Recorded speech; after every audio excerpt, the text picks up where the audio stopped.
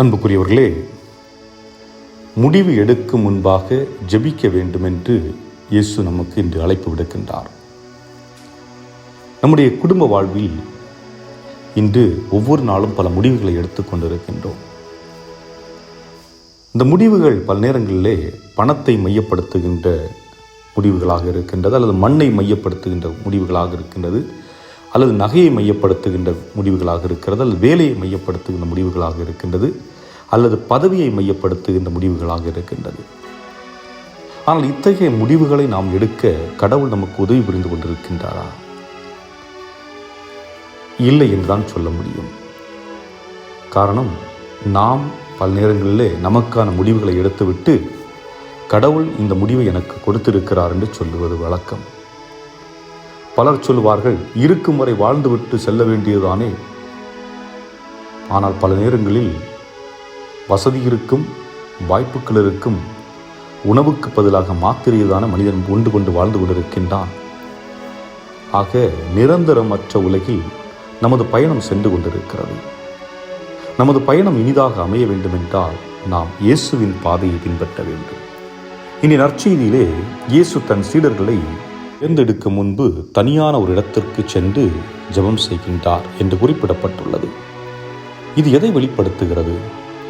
எந்த ஒரு செயல் செய்வதற்கு முன்பும் தந்தையாகிய இறைவனை நாட வேண்டும். அவர் விருப்பம் அதில் இருக்கிறதா என்று கேட்க வேண்டும்.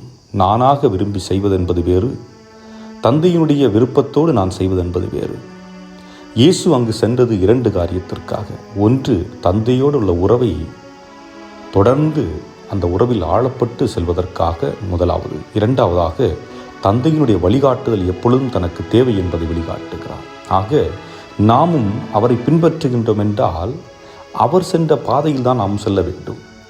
ஆக எனக்கும் இறைவனுக்குமான உறவு, அதாவது தனிப்பட்ட நேரத்திலே தனிப்பட்ட ஜெபம், தனித்திருந்து ஜெபித்தல், மற்றவர்களோடு ஜெபிப்பது என்பது ஒன்று. நான் தனியாக இருந்து இறைவனோடு உறவு கொள்வது என்பது வேறு. நான் என் அறையில் இருக்கின்ற பொழுதாக இருக்கலாம், அல்லது பயணித்து கொண்டிருக்கின்ற நேரத்திலாக இருக்கலாம், வேலையில் இருக்கின்ற நேரத்திலாக இருக்கலாம். எப்பொழுதெல்லாம் நான் தனித்து இருக்கின்றேனோ அப்பொழுது இறைவனோடு ஒரு உறவை நான் ஏற்படுத்த வேண்டும். இரண்டாவதாக, அந்த இறைவனே எனக்கு வழிகாட்டியாக அமைய வேண்டும் என்ற ஆழ் நம்பிக்கையை நாம் வெளிப்படுத்துகின்ற பொழுது அங்கே நாம் உண்மையான முடிவுகளை, தேவையான முடிவுகளை எடுக்கிறோம் என்பதுதான். இயேசு அத்தகைய முடிவுகளை எடுத்தது மட்டுமல்லாமல் நாம் இப்படி எடுக்க வேண்டும் என்று சொல்லிக் கொடுக்கிறார். என்றால் இயேசு எப்பொழுது எடுக்கிறார்? சீடர்களை தேர்ந்தெடுப்பதற்காக முன்பாக 12 அப்போஸ்தலரை தேர்வு செய்கின்றார். அதற்கு முன்பாக பலர் இருந்தார்கள், 72 என்று சொல்லப்படுகின்றது. ஆனால் அவர்களில் குறிப்பிட்ட நபர்களை 12 பேர், பழைய ஏற்பாட்டில் சொல்வார்கள் 12 tribes of Israel.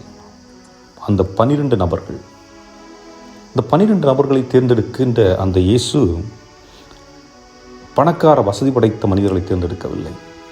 சமூகத்திலே அங்கீகாரம் பெற்றவர்களை, பதவியில் இருந்தவர்களை அவ்வாறு தேர்ந்தெடுக்கவில்லை. எளிய மனிதர்களிடத்திலே, ஏழைகளிடத்திலே சென்று அவர்களை தேர்ந்தெடுக்கின்றார். அதிலும் குறிப்பாக யூத மக்களை தான் தேர்ந்தெடுக்க வேண்டும், அல்லது குறிப்பிட்ட இந்த சமூகத்தை சேர்ந்த மக்களை தான் தேர்ந்தெடுக்க வேண்டும் என்று இயேசு விரும்பவில்லை.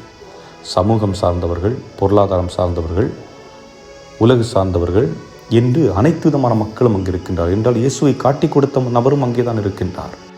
அவர்களை அழைக்கின்றார். இந்த மக்களை அழைத்தது மட்டுமல்லாமல் அவர்களை உருவாக்குகின்றார்.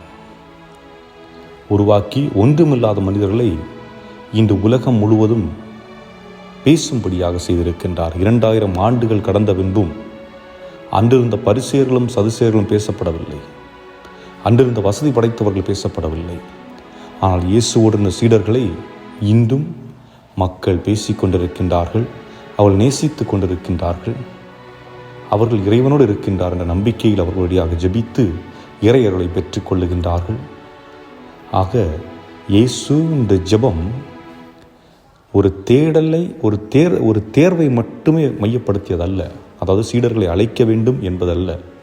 ஆனால் அந்த சீடர்கள் அதன் பின்பு அவருடைய வாழ்வை எடுத்து சென்று இந்த மக்கள் மத்தியிலே கொண்டு செல்ல வேண்டும் என்பதுதான். ஆக அந்த பணியானது இன்னும் 2000 ஆண்டுகள் கழிந்தும் நிகழ்ந்து கொண்டிருக்கிறது என்பதை நாம் பார்க்கின்ற பொழுது அந்த ஜெபத்திற்கான வல்லமை என்ன என்பதை நாம் அறிந்து கொள்ள வேண்டும்.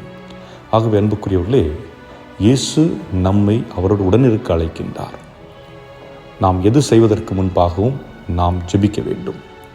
எந்த சூழ்நிலையிலும் நாம் ஆண்டவரிடத்தில் ஒப்பு கொடுத்து விட்டு செயல்பட்டோம் என்றால் நிச்சயமாக அதற்குரிய பாதுகாப்பு மரணம் நமக்கு எப்பொழுதும் இருக்கும் என்பதை உணர்ந்து தொடர்ந்து மன்றாடுவோம். இறைவன் உங்களை நிறைவாக ஆசீர்வதிப்பாராக. ஆமென்.